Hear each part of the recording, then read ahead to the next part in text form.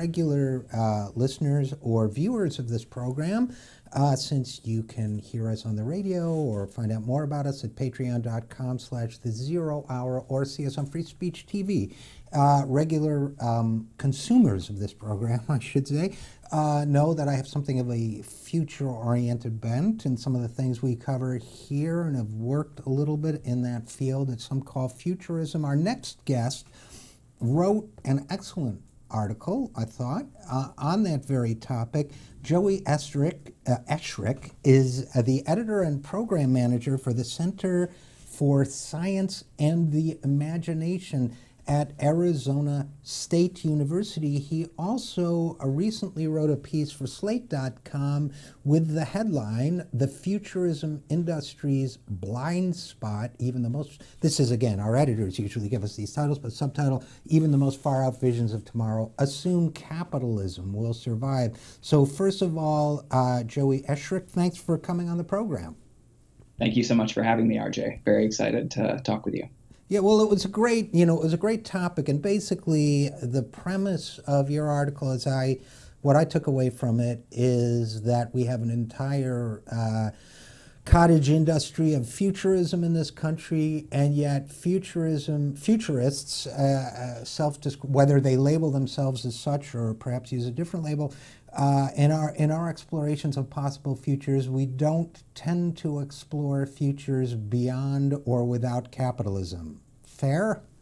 Yeah, the piece, actually, one of the jumping off points for it is that we do have this growing industry, and that's a bigger and bigger part of the zeitgeist, which is sometimes called futurism or foresight. And what I was trying to do is focus on the industrial side, the in-house futurists, the people who consult with big corporations or nonprofits or government agencies, and trying to come up with a kind of materialist explanation, a sort of explanation rooted in economics and exchange for why we weren't in these kind of big picture futures getting discussion of major economic and social changes, and why there was such utter silence on this topic. So futurism is a really big field, but looking at the industrial side of futurism, which is definitely on the upswing, I was interested in why they're so radical about certain things, and then kind of end up fixing certain variables in place. And economics is really maybe the foremost variable that gets kind of fixed and set as a constant.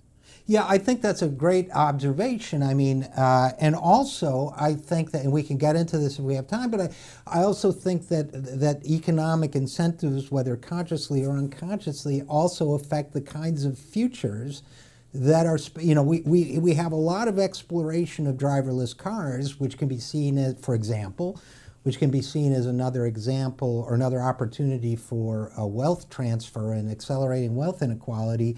We don't have many examples of universal basic income, guaranteed income, and that maybe would eliminate the need for driverless cars. I'm just kind of riffing now, but it prescribes not only what we don't talk about, but to a certain extent what is talked about under the aegis of futurism. It seems to be technologically oriented rather than socially oriented. For sure, yeah, and I do think there's a bent in that direction, especially because technology companies tend to have kind of grown up, and their founders grown up in the cultural stew of science fiction and futurism, and so they're very interested in integrating it into their business. And so I think they're particularly interested in the way that technology and gadgetry can kind of shape the future. I also think, this question of economic incentives is really important, and I was kind of trying to focus on the idea in the piece that, these companies who are bringing in futurists to work with them or have futurists in-house are trying to be very forward-looking. They're trying to kind of manage change and make smart decisions in their organizations. And from the futurist side, it's a gig, and it's important for them to be giving kind of actionable information that's going to preserve a good working relationship with the institutions they're working with. And these institutions are all kind of enmeshed in various ways in the big paradigm of market capitalism. And so it's hard to imagine a big tech corporation or even a big government agency if there's a major economic shift, if we have a, quote, end of capitalism. And so I think it's kind of part of these people's implicit understanding, I think, when they're working with these companies, that they want to give them a certain spate of futures to prepare for and to be able to react to in a smart way. But they don't necessarily, it's not, the bread's not buttered on the side of giving them these more disruptive, I guess, economically and socially disruptive futures that might threaten in an existential way, those institutions, those businesses. Yeah, it's such an interesting issue because, it's interesting to me personally. As you heard in the intro, I've worked in that field a little bit, both in my corporate life before I went back into this, where I worked with risk management and insurance companies and so on, and they're invested in knowing all possible futures, and including potentially grim ones for themselves. And so whatever we think of insurance companies, and I have many negative thoughts as others do, but they do need to, they were among the first to recognize the inevitability of climate change, for example, because it affects their long-term fiscal situation. So, but I think that futurists as a class or as a cohort do two things. I mean, one, they predict possible futures. Two, they help craft, either deliberately or non-deliberately, responses to those possible futures. So they attempt to shape it as well as predict it. And so I think really what you're saying applies to both. I mean, I think it applies to, there are some clients who don't want to hear certain things about what the future might look like as in there may be a global rebellion where coming generations don't want anything to do with corporations like yours, or on the other hand, they may want to say, well, how do we counter that with messaging and so on? Is that part of what you're talking about? Yeah, I think that the idea of, I think in what you got at is really apt. It's, futurism's both about foresight and being prepared for the future, and it's also about disseminating and promulgating, a set of possible futures, sort of setting the boundaries for the conversation.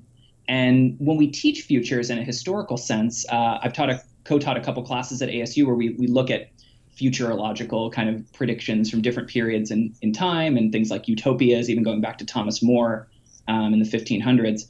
And we always emphasize futures, visions of the future come from a specific person in a specific time and a specific place, and they kind of reflect a lot about that present as much as they do about what the future is actually going to look like. What we don't talk about as much, and what I'm hoping we can start talking about more, is that futures also reflect the economic situation in which they're produced. So if they're produced through the patronage model of these creative, really talented futurists getting hired by, outfits that have a vested interest in the current economic and political system, the futures that they create, and thus the futures that we're kind of talking about as possibilities and preparing for socially and crafting policy responses around and having public conversations around, they're constrained somewhat by how those futures are actually generated in an economic way. So we pay a lot of attention, I think, appropriately to social identity and historical context, but sometimes what Marxists would call relations of production become a blind spot. We don't think about who's paying for that vision of the future. I mean, it's kind of like if you commission a portrait, you want to look good in it.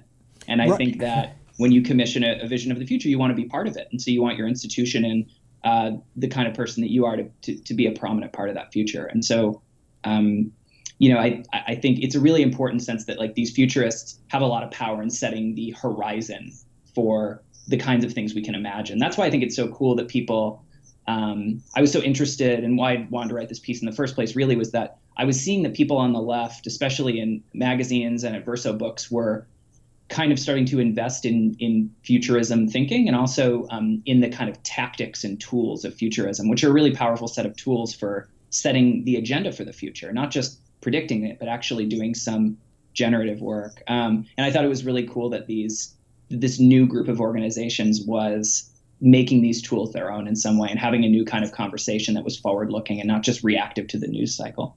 Well, I think you're absolutely right, and I think your piece spoke to that very well. And I think and again, we're talking with Joey Eschrich about futurism. I think the other thing, I forget, I think it was Nietzsche, of all people, who said the future changes the present.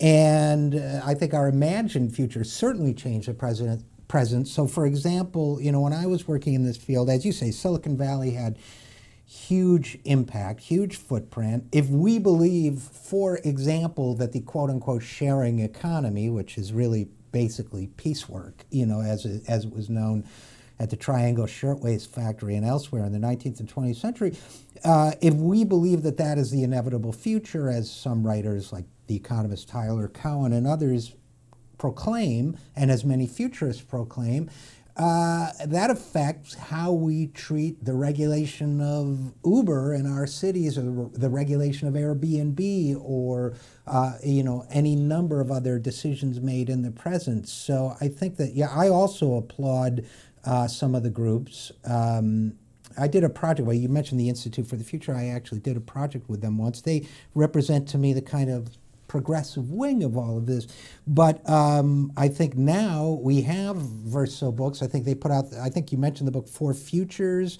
Isn't it called Four Futures? They have, you mentioned Futurability, which I'm not aware of, and Inventing the Future. So we have a new discourse out of that. It's interesting, you mentioned Karl Marx. Marx, as I recall, demurred from the opportunity to become a futurist. He said, we are not inventing recipes for the kitchens of the future. I think his point being that we don't know what the future will look like, so let's just establish principles instead. So to what extent do you think this new kind of left vision of the future, represented by these books and the efforts of some others, to what extent do you think it's valuable? I mean, obviously it is valuable. I think we both agree it's valuable. And you mentioned Kim Stanley Robinson. We've had the science fiction writer. We've had him on the show a couple times. To what extent do you think that that's fruitful? Do you think the predictions are accurate, or do you think they're more are potentially accurate, or do you think it's more about changing the conversation? That's a great and complex question. I'll do my best with it. Sorry, it's a dirty trick to throw. First, I can't resist the temptation to tell you that, my take on this whole, Karl Marx and the future thing, which is super interesting, is very similar to China Miéville, who's a British science fiction and fantasy writer and a Marxist activist and political figure out there, and he has said that if we had a different economic system, if we weren't under the market capitalist paradigm we're under now, whatever we ended up with, things would be so different that it's impossible to predict that we would be different. The way we think would be different. And I think Marx also had this transformational paradigm, this idea that it was like hopeless to predict the future if you had an economic system change, because he thought of that as it was constitutive of our consciousness in some way, which I think is really important. If you think about how left people think about the future, I think that there is a part of it that they don't want to kind of firm up these specific policy prescriptions and predictions. I've actually really enjoyed Kim Stanley Robinson lately has been talking a lot about very specific policy prescriptions around economics and politics, in the face of climate change. And I think it's been interesting to see someone who's an articulate voice on the left giving us a kind of policy program. Naomi Klein's doing some of the same thing. Right, I was going to mention her. Yeah. I think these predictions are helpful because they open up a new arena for conversation. And I think, as I said earlier, we're kind of setting the horizons of possibility when we lay out a what I call like bouquets of possible futures. And it gives people a chance to have a conversation about the kind of future that they want and the kind of future they want to avoid. And if we constrain those to a specific economic paradigm, we're losing a lot of sort of energy and enthusiasm and ideas. So, many of these predictions, and the other outlets that I was struck by are Jacobin, the magazine, and Adbusters, who are also using these futurist tools more and more.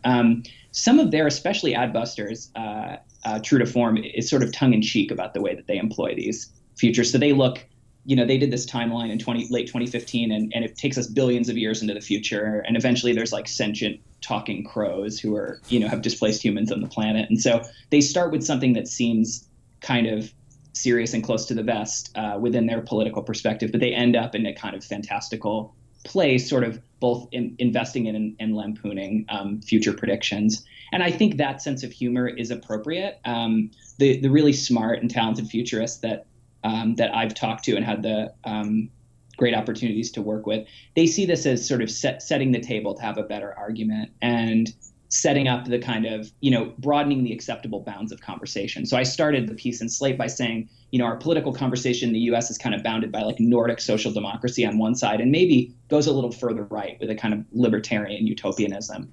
But, really creative and well put together futures forecasts can help us actually, instead of predicting the future, what they can do is give us a broader terrain for conversation and make more things seem possible and allow us to make, to have basically a richer imagination about the ways that people can live and interact with each other than we have now. And I think that's happening more in science fiction than it is in futurism.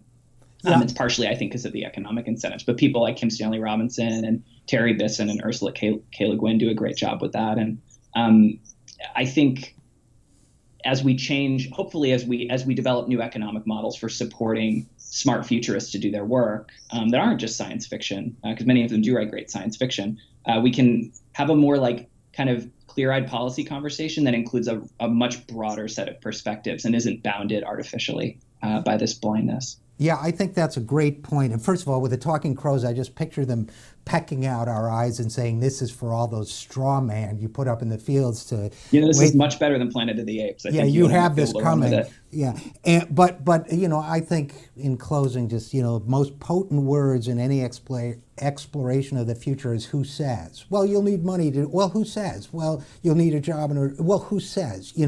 Those are very powerful words. To challenge assumptions, and I think if these new futures being posited do that, they're making a great contribution. So Joey Eschrich, thanks for writing this great article, and thanks for coming on the program. Thank you so much for having me on. It's been an honor.